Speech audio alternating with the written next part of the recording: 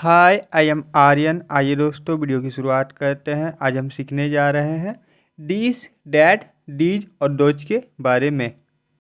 THIS डीस मतलब होता है यह या ये आपका इसका उपयोग हम लोग सामने या नियरेस्ट कोई सामान हो उसके लिए करते हैं। डीस का उपयोग हम लोग सामने सामान के लिए और समान संख्या में एक हो उसके लिए करते हैं। डीस मतलब होता है यह या ये। जैसे मेरे सामने कलम हो या मेरे हाथ में कलम हो, ऐसे बोलेंगे दिस पेन, यह कलम, ये कलम। जैसे मेरे सामने टोपी है तो दिस कैप, यह टोपी, ये टोपी। तो दिस का उपयोग सामने रखी सामान के लिए या सामने कोई चीज़ है उसके लिए कहते हैं। दिस मतलब यह, ये होता है। पास की चीज़ के लिए दिस का उपयोग करते हैं।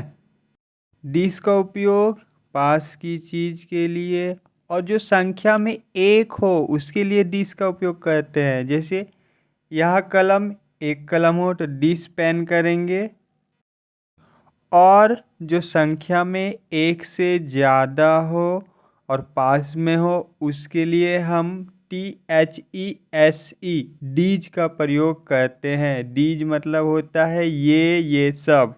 ओके। जैसे बहुत सारे कलमें हो तो सामने हो तो हम लोग बोलेंगे दीज पेन्स, ये कलमें। बहुत सारी टोपियाँ हो, डीज कैप्स, ये टोपियाँ। बहुत सारे लड़के हो, डीज बॉयज, ये लड़के। बहुत सारी कुर्सियाँ हो, डीज चेयर्स। बहुत सारे बच्चे हो, डीज चिल्ड्रेन, ये बच्चे। तो डीस मतलब यह ये सामने चीज़ के लिए पर संख्या में एक हो। जैसे डिस पेन, ये पेन। डिस कैप, ये टोपी। डिस चेयर, ये कुर्सी। डिस चाइल्ड, ये बच्चा। डिस बॉय, ये लड़का। ये सभी एक है संख्या में तो डिस का उपयोग सामने रहने के लिए, ठीक है। और संख्या में एक से ज़्यादा हो तो डीज पेन्स, ये कलमें। डीज कैप्स, ये टोपियाँ। डीज बॉयज, ये लड़के। डीज चेयर्स, ये कुर्सियाँ। डीज चिल्ड्रेन, ये बच्चे। आइए दिस से रिलेटेड सेंटेंस बना लेते हैं। इसको बनाने का फॉर्मूला है, सबसे पहले सब्जेक्ट लिखना है, उसके बाद इज, आर मतलब है होता है, वाज वेयर मतलब था होता है, और विल बी मतलब गा होता है, और उसके बाद नाउन या अदर थिंग बाकी सेंटेंस लिखेंगे। तो फॉर्मूला है subject, is, am, are, was were, will be, और उसके बाद नाउन यानी नाम या अदर थिंग बाकी सेंटेंसेस बाकी चीज़ें लिखना है। देखिए, इज आर का है के लिए, वाज वेयर था के लिए, विल बी गा के लिए लगेगा, सेंटेंस के लास्ट में रहे। जैसे पास में सामने में एक गाय है, यह एक गाय है। दिस लिखना है, दिस लिख दिए। है के लिए इज लगाना है, इज लगा दिए। उसके बाद नाउन या नाम, एक काव। दिस इज ए काव, यह एक गाय है। मेरा सेंटेंस बन गया। और अगर सेंटेंस रहे ये गाय हैं, डीज के साथ आर लगता है, डीज आर काउज, ये गाय हैं मतलब बहुत सारे गाय हैं, ठीक है। डीज आर काउज होगा। एज का उपयोग एक गिनती में और आर का उपयोग एक से ज़्यादा गिनती में हो तो करते हैं, आप लोग को याद है। टेंस में बेसिक में ऑलरेडी बताया गया है। जैसे सेंटेंस है, यह एक कलम है, दिस इज ए पेन। यह एक टोपी है, दिस इज ए कैप।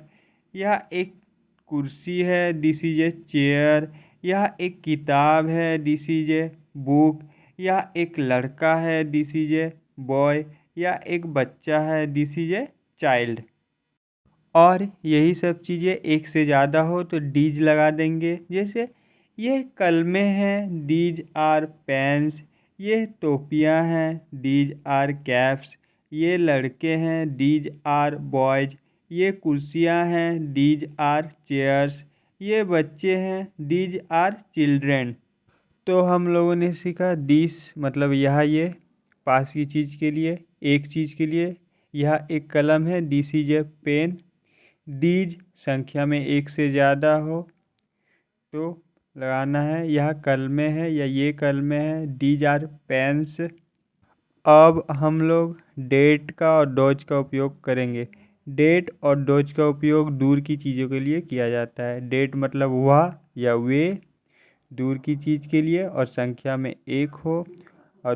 और डोज मतलब वो वह दूर की चीज़ के लिए और संख्या में एक से ज़्यादा हो। ठीक है। डोज का वह वो और संख्या में एक से ज़्यादा हो तो डोज का उपयोग करेंगे प्लूरल फॉर्म के लिए। अब देखिए मेरे सामने कलम है। डीसीजे पेन होगा। यह एक कलम है डीसीजे पेन। और कलम थोड़ा सा दूर में है। वह एक कलम है। मेरा सेंटेंस है वह एक कलम है। तो हम लोग बनाएंगे डैट इज ए पेन। क्या लिखेंगे यहाँ? That is a pen. सामने के लिए दिस और दूर के लिए डैट लगाते हैं। और संख्या में एक हो वह एक कलम है। That is a pen. और वह कलमे हैं या वो कलमे हैं। Those are pens. क्या होगा? Those are pens. एक और सेंटेंस। वह एक कार है। That is a car. वह कारें हैं। Those are cars. एक और। वह एक लड़की है। That is a girl. वे लड़कियां हैं। Those are girls. यहाँ देखिए पता चल जा रहा है एक संख्या के लिए डेट दूर में हो और एक से ज़्यादा संख्या के लिए डोज का उपयोग करेंगे दूर में हो। ठीक है। जैसे वह पेन, डैट पेन। वह टोपी, डैट कैप।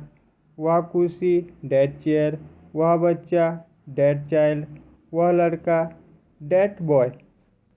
दूर में एक संख्या के लिए डेट और एक से ज़्यादा हो प्लूरल हो तो डोज। वे कलमें, डोज पेन्स। वे टोपियाँ, डोज कैप्स। वे लड़के, डोज बॉयज। वे कुर्सियाँ, डोज चेयर्स। जैसे वह एक किताब है। That is a book. वे किताबें हैं।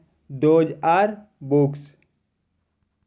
तो आज हम लोग सीखें सिंगुलर नाउन। एक समान के लिए पास में हो तो दिस लगता है।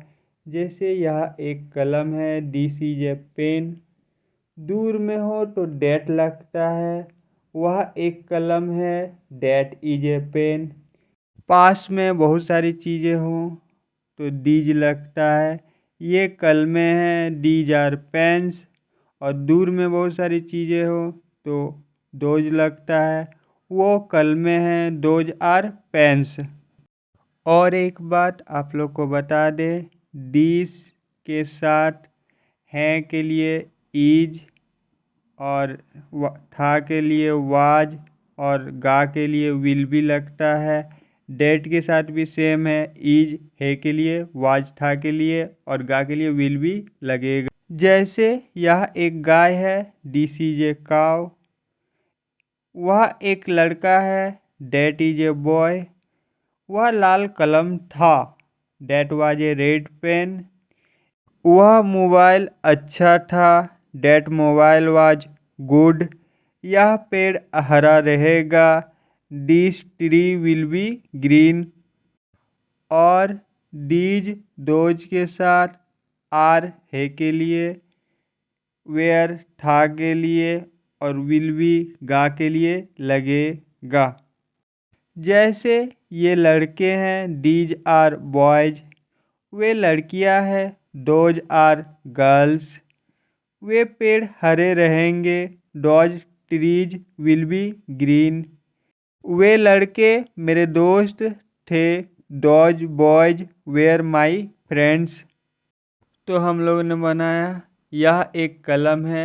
This is a pen. यह एक कलम नहीं है। नहीं के लिए तीसरा नंबर पर नोट लगाते हैं। This is not a pen. क्या ये कलम है? Is this a pen? यह कलम कहाँ है? Where is this a pen? तो कुछ अफर्मेटिव सेंटेंस देख लेते हैं। यह लड़का नेक है। This boy is gentle. वह लड़का नेक है। That boy is gentle. वह जूता महंगा है। That shoe is expensive. ये लड़के हैं। These are boys. ये बच्चे ईमानदार हैं। These children are honest. यह के लिए दिस, ये के लिए दीज, वह के लिए डैट, वो के लिए दोज लगेगा।